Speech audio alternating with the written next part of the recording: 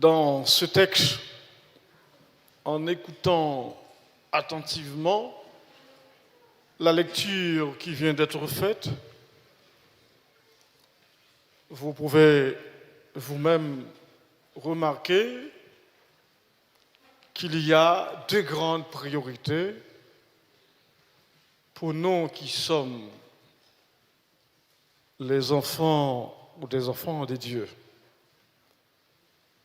Deux grandes priorités pour nous. Et cet homme qui a posé la question à Jésus, que dois-je faire pour avoir la vie éternelle? C'est un docteur de la loi. Ce n'est pas n'importe qui. C'est un docteur de la loi qui a posé cette question à Jésus, qui est le maître de la loi. Il y a un docteur de la loi et qui a posé la question à Jésus, qui est le maître de la loi. Un docteur de la loi, c'est un enseignant hautement qualifié pour enseigner les principes fondamentaux du royaume des dieux. C'est un exégète du point de vue théologique. Un exégète, c'est quelqu'un qui fait des études exégétiques, qui interprète la parole de Dieu, qui est là pour interpréter, pour éclairer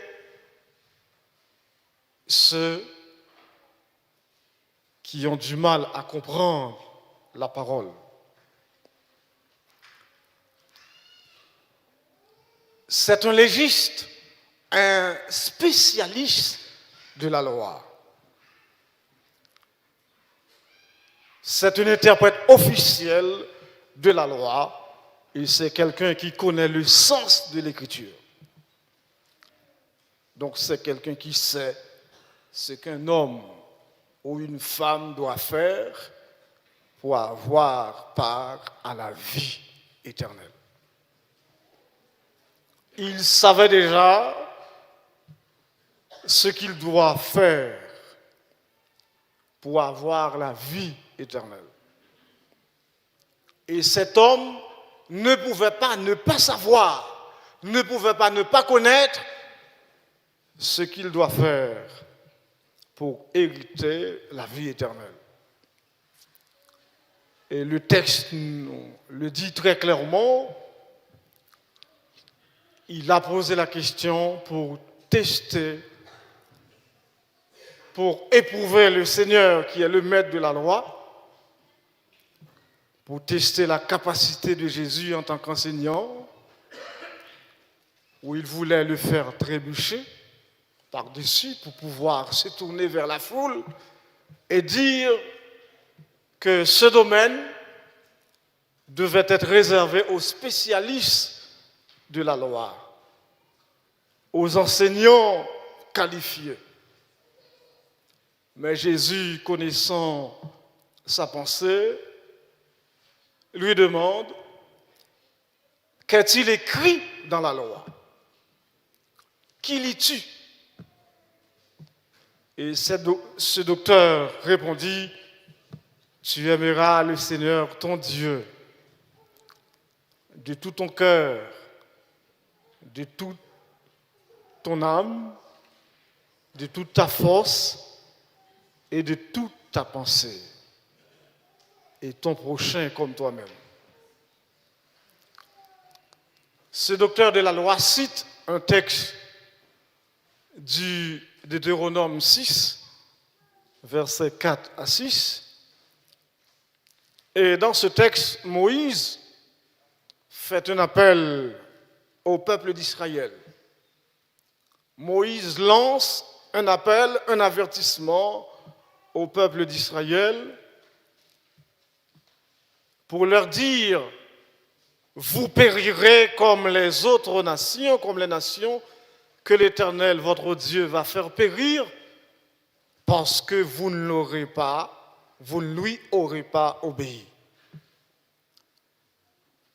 Et par cet appel à l'écoute, Moïse expose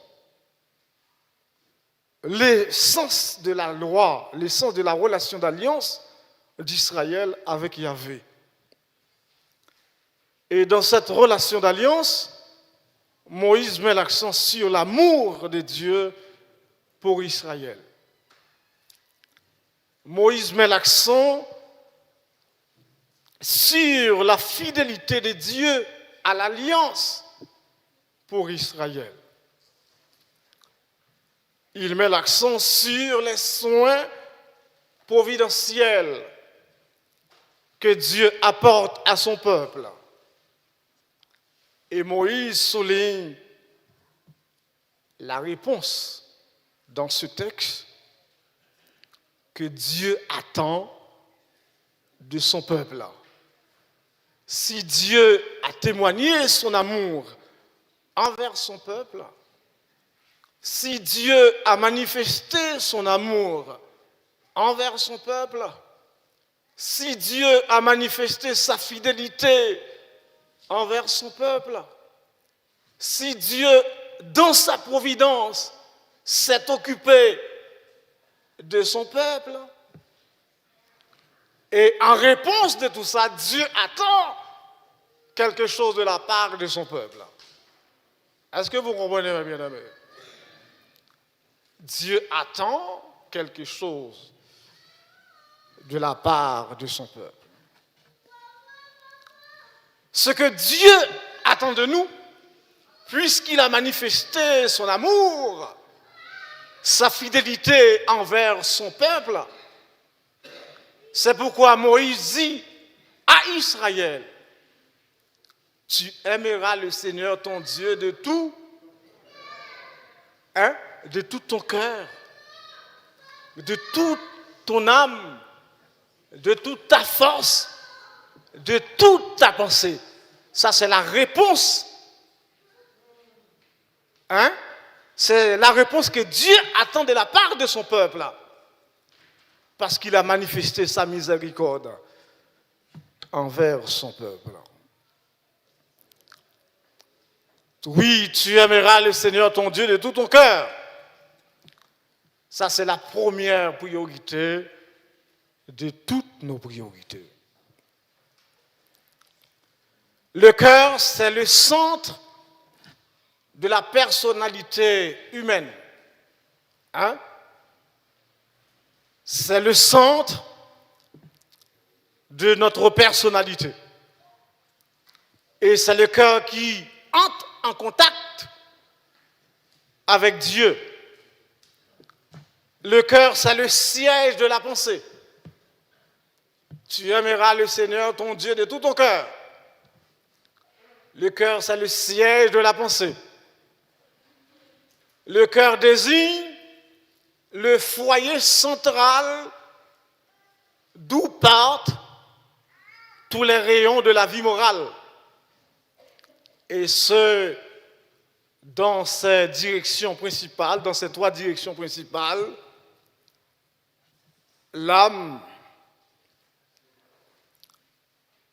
la force et l'intelligence. Le sentiment,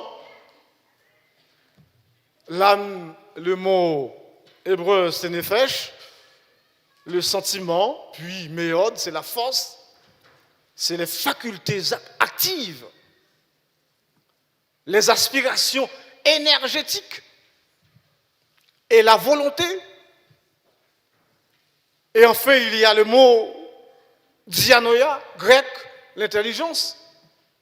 C'est les facultés intellectuelles. Et c'est tout avec ces trois directions-là, le cœur dégage. Le cœur qui est en contact avec Dieu et dégage la vie dans l'âme. Dégage la vie dans la force. Dégage la vie dans l'intelligence pour que l'homme puisse aimer Dieu de tout son cœur, de toute son âme, de toute sa force. Donc, c'est l'être intérieur dans sa totalité qui est appelé à aimer Dieu. Est-ce que vous comprenez bien, bien aimé? C'est l'être intérieur dans sa totalité, dans sa complexité, ici, qui est appelé à aimer Dieu.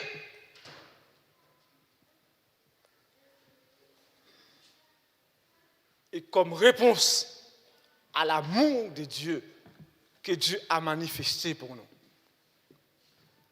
De toute ton âme, de toute ta force et de toute ta pensée. La vie sort du cœur, elle se produit en dehors par les forces, par les trois formes d'activité. L'élan vers Dieu part du cœur, et puis de toute son âme souffle de vie, et qui correspond à l'intelligence, sentiment, volonté, tes appétits, tes désirs. Toutes ces choses-là, on ne doit pas aimer Dieu n'importe comment pour ce qu'il a fait. On doit l'aimer de toute sa personne, de toute sa force. Vous pouvez voir dans la vie courante, quelqu'un qui vous fait une déclaration d'amour, au fond de son cœur, il ne vous aime pas. Peut-être il voit que vous possédez quelque chose. Il s'intéresse à ce que vous possédez. Mais au fond de la personne, son cœur n'est pas avec vous. C'est la bouche qui parle. Le cœur n'est pas là, l'âme n'est pas là, l'esprit n'est pas là, la force n'est pas là. Et en conclusion, il n'y a pas d'amour. C'est un faux amour. Et Dieu sait qu'il y a là le danger, et il demande à Israël de l'aimer de tout son cœur, de toute sa force et de toute ta pensée.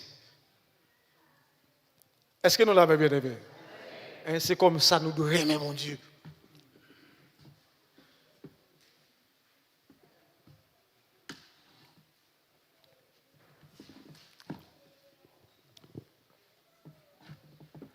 Avec tous nos désirs, les appétits, c'est toute la personne vivante.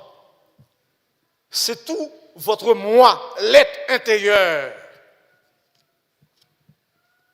qui doit aimer Dieu et qui doit se porter vers Dieu pour l'aimer de toute votre force. Et on peut s'examiner soi-même ce matin pour voir, est-ce que vraiment j'aime mon Dieu de tout mon cœur? Ce Dieu-là, il a tellement fait des choses pour nous. On ne peut pas ne pas l'aimer. Il a fait beaucoup de choses.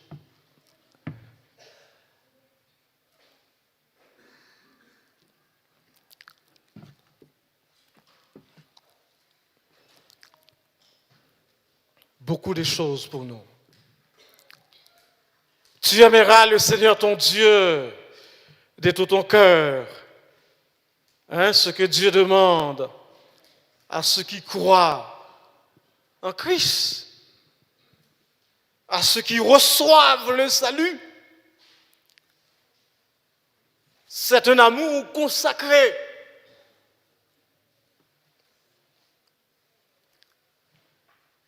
Un amour consacré. Et cet amour exige une attitude de cœur qui accorde à Dieu la priorité de toutes ses priorités. Qui accorde à Dieu la première place au fond de soi-même. Qui accorde à Dieu une estime telle que nous aspirons véritablement à vivre en communion avec lui et à rechercher sincèrement la face de Dieu.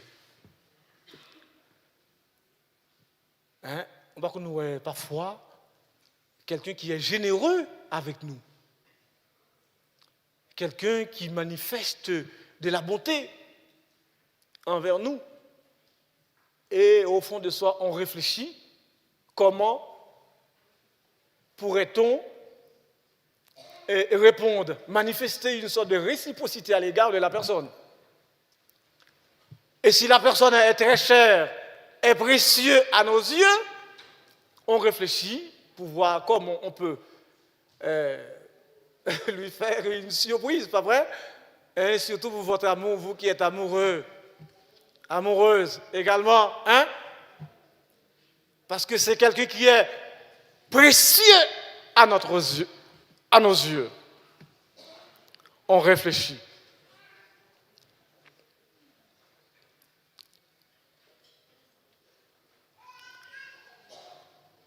Hein? L'aimer sincèrement, rechercher son honneur et l'accomplissement de sa volonté. Ceux qui aiment Dieu, qui aiment vraiment Dieu, désirent partager sa souffrance, un désir aussi promouvoir son royaume, faire connaître son royaume. Vous qui aimez Dieu, nous devrions désirer promouvoir son royaume, parler de lui. On ne peut pas le contenir quand on a Dieu au fond de soi. On ne peut pas garder ça pour nous. C'est impossible. On ne peut pas le garder. On est obligé de le partager.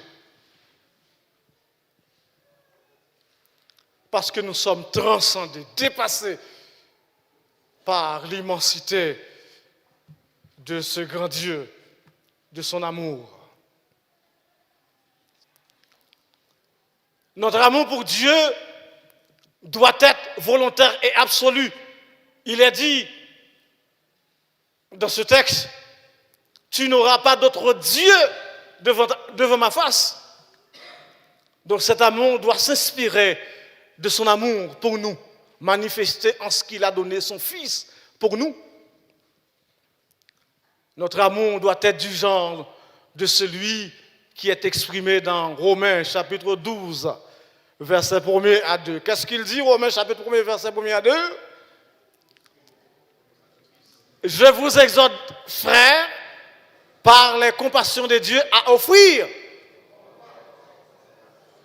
vos corps comme un sacrifice vivant, saint et agréable à Dieu.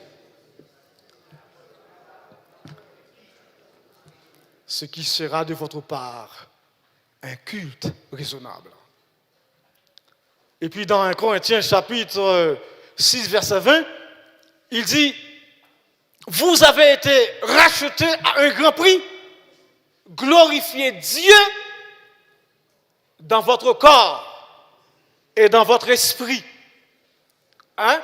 Nous avons tous été rachetés à un grand prix parce que Dieu s'est offert lui-même à travers Jésus-Christ et nous, en réponse à son amour, hein, que devons-nous faire?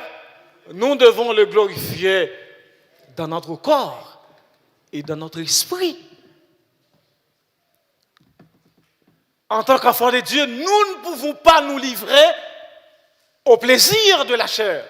C'est pourquoi Paul dit, hein, nous devons le glorifier dans notre corps.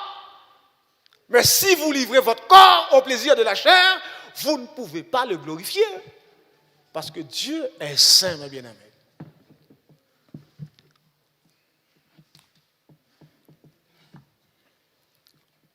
Il est saint.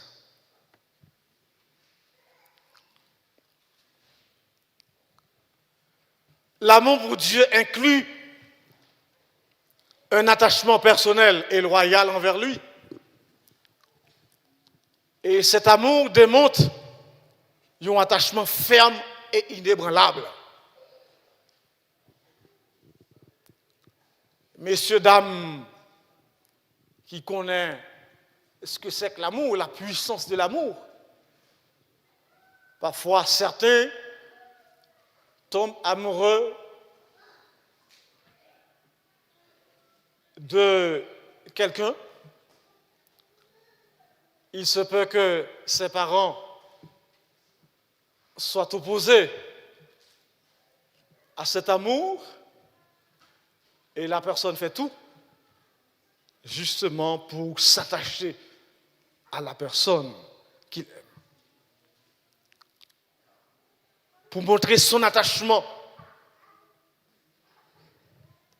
Et nous devons exprimer cet attachement total et montrer que notre consécration à ses valeurs de justice, pour montrer que notre amour est sincère. Tu aimeras le Seigneur ton Dieu de tout ton cœur, de toute ton âme, de toute ta pensée, de toute ta force.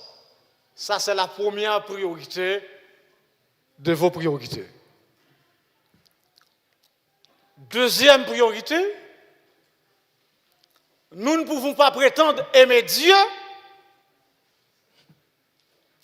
de tout notre cœur, de toute notre force, et ne pas aimer celui qui est assis à côté de vous, celui ou celle qui est à côté de vous.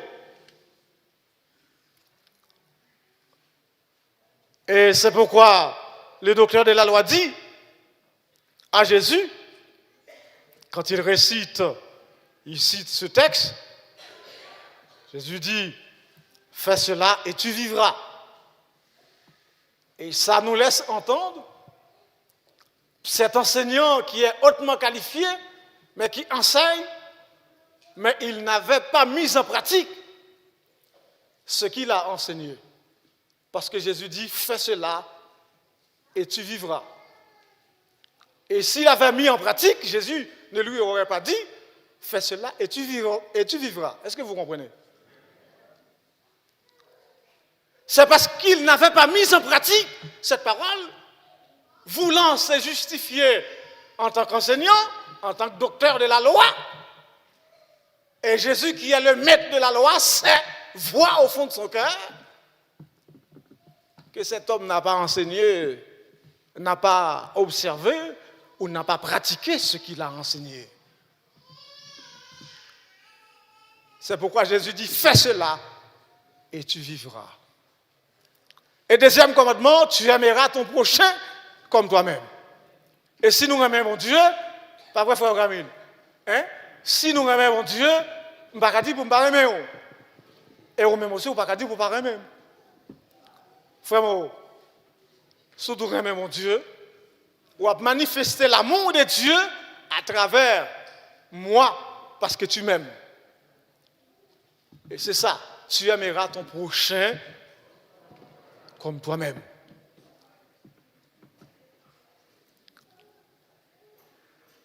Tu aimeras ton prochain comme toi. Et le texte, il y a quelque chose qui est très important dans le texte.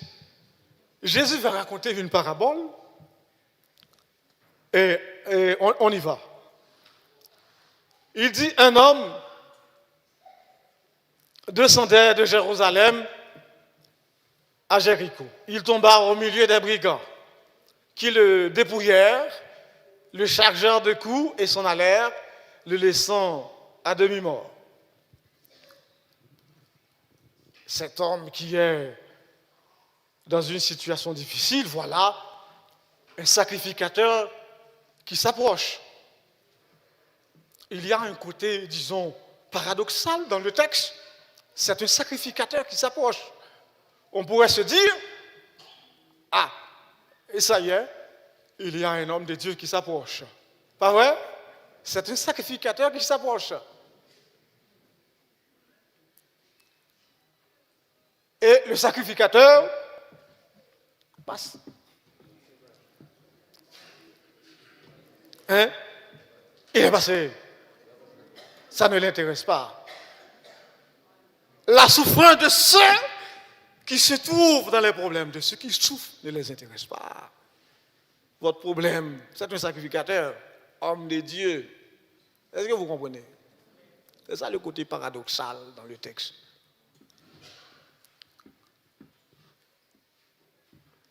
Il y a un lévite, hein, qui passe aussi à côté. Est-ce que vous comprenez? Étant dans une situation difficile, le sacrificateur s'approche. Là, on pourrait se dire, ça y est, il y a un homme de Dieu qui s'approche, je vais quand même être secouru.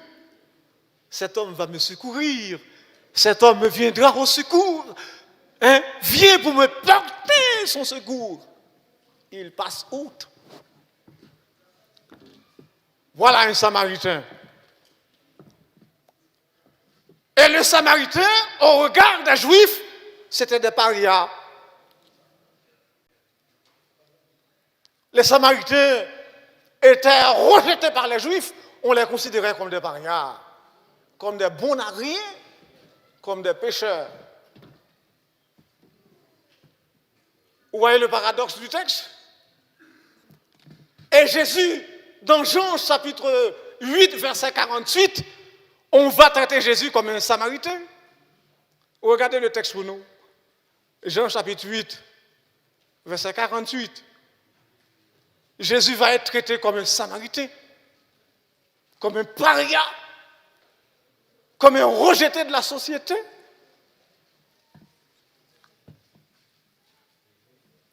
On y va, les Juifs, verset 48. Hein? Nous lisons ensemble, les Juifs.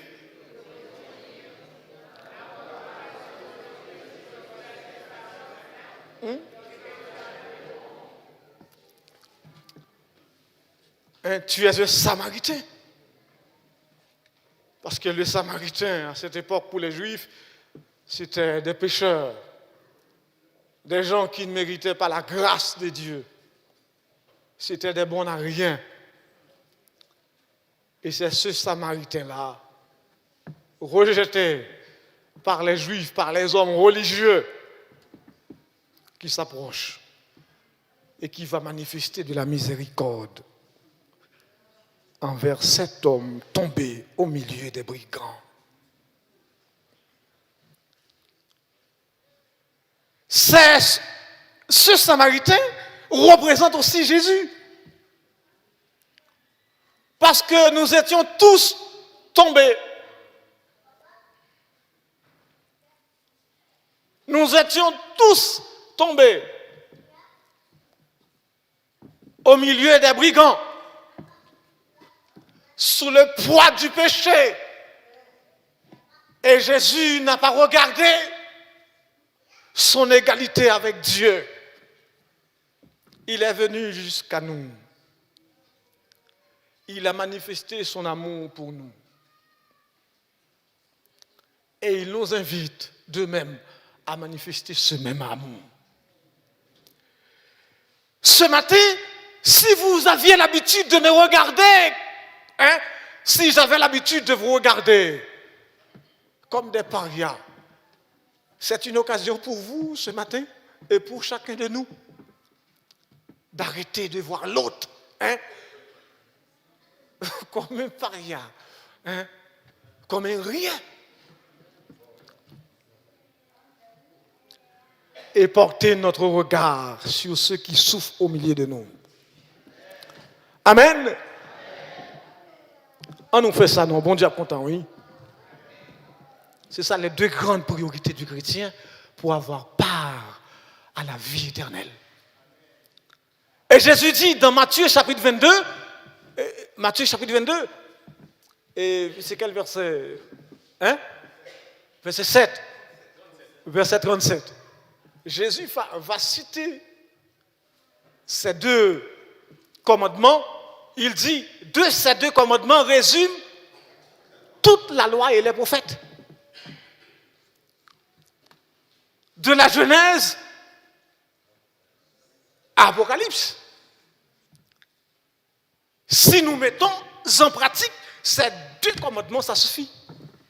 Aimer Dieu de tout son cœur, toute son âme, de toute sa pensée, et aimer ton prochain Alors si nous n'avons pas l'habitude de sourire à un frère, parfois quand vous souriez à un frère ou à une sœur, vous lui témoignez de la bonté de Dieu et ça l'encourage parfois à surmonter ses difficultés, à surmonter ses problèmes. Mais quand vous les méprisez, ou plongez encore plus dans le problème que oui, matin. C'est l'action sociale. Parfois, nous prêchons l'évangile sans le pratiquer. Et quand nous regardons dans le monde, dans les métros, comment des gens qui ne connaissent pas Dieu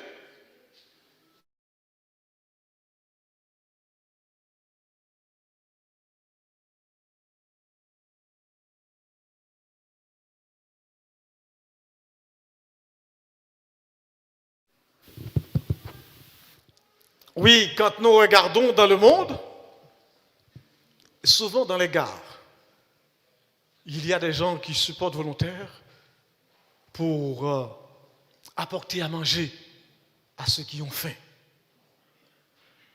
Et Jésus est allé plus loin pour dire que aimez vos ennemis. Hein? Aimez vos ennemis et bénissez ceux qui vous font du mal. Ce n'est pas que les frères de l'Église qui doivent nous intéresser, mais ceux qui sont dehors, qui n'ont pas de quoi manger, de quoi se nourrir, de quoi se vêtir. Voilà le texte que notre sœur Kétia a lu tout à l'heure. Nous regardons Ésaïe, chapitre 58. C'est un texte très important. Nous regardons tout de suite et je vais vous laisser partir. Ésaïe, chapitre 58.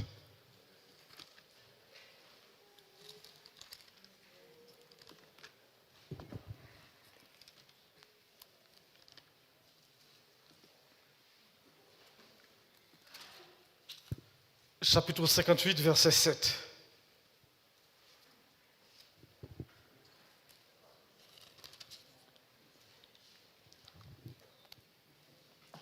Est-ce qu'on peut lire ensemble, s'il vous plaît? Ce n'est pas moi qui le dis, c'est la parole de Dieu. Avec celui qui a faim et faire entrer dans ta maison les malheureux sans asile. Si tu vois un homme nu, couvre-le et ne te détourne pas de ton...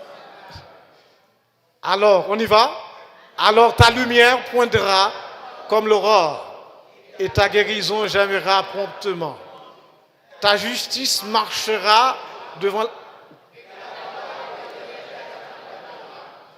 Alors,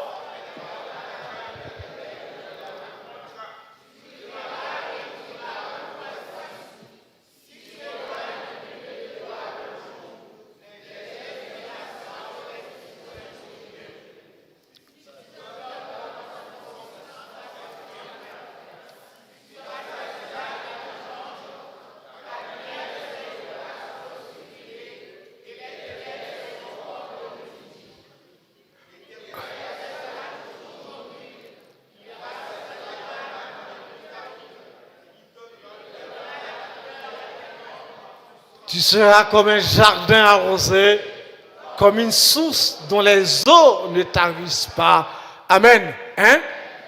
Et tu seras comme un jardin arrosé et comme une source dont les eaux ne tarissent pas.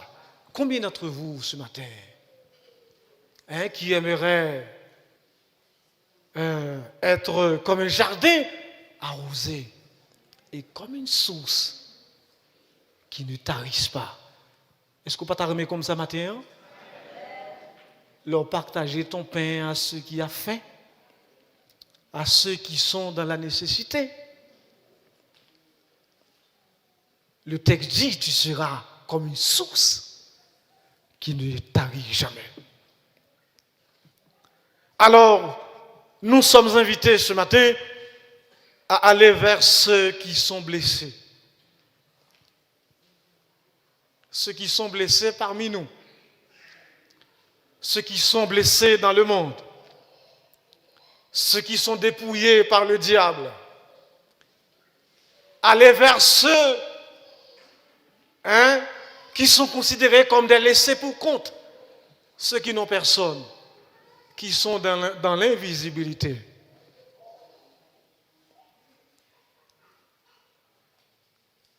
Nous sommes invités à aller vers eux. C'est pour nous exhorter que Jésus dit au docteur de la loi, va, toi aussi, fais de même.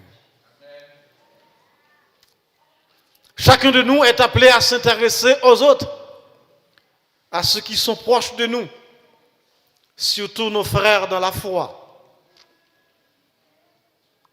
Dans 1 Jean chapitre 3, verset 17, regardez encore s'il vous plaît, je vais vous laisser avec ces deux textes. 1 Jean chapitre 3, verset 17. Et Jean 13, verset 34. Nous lisons ensemble.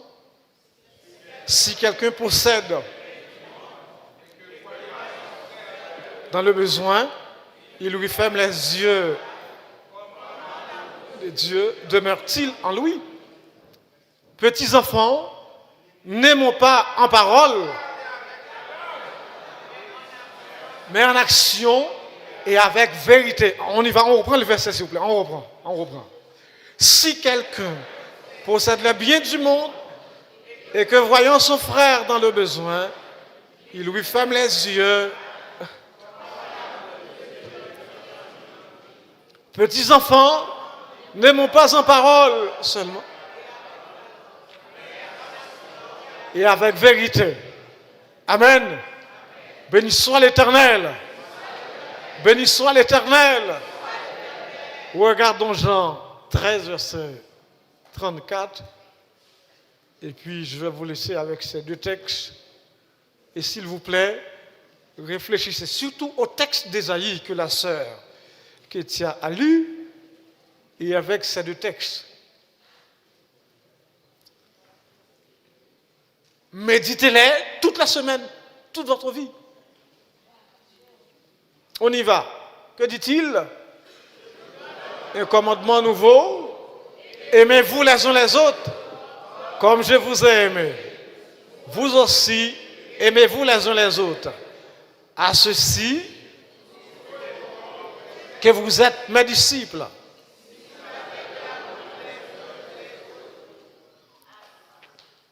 Oui. Si vous, à ceci, tous reconnaîtront que vous êtes mes disciples. Eh bien, mes bien-aimés, en aimant les uns les autres, nous pouvons considérer nos semblables.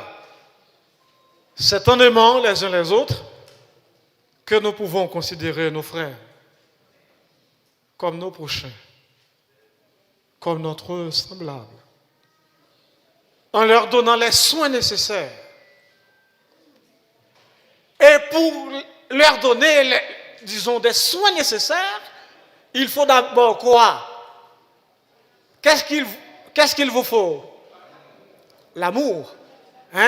L'amour, tu aimeras quoi? Tu aimeras le Seigneur ton Dieu de toute ton âme, de toute ta force et de toute ta pensée. Que le Seigneur vous bénisse.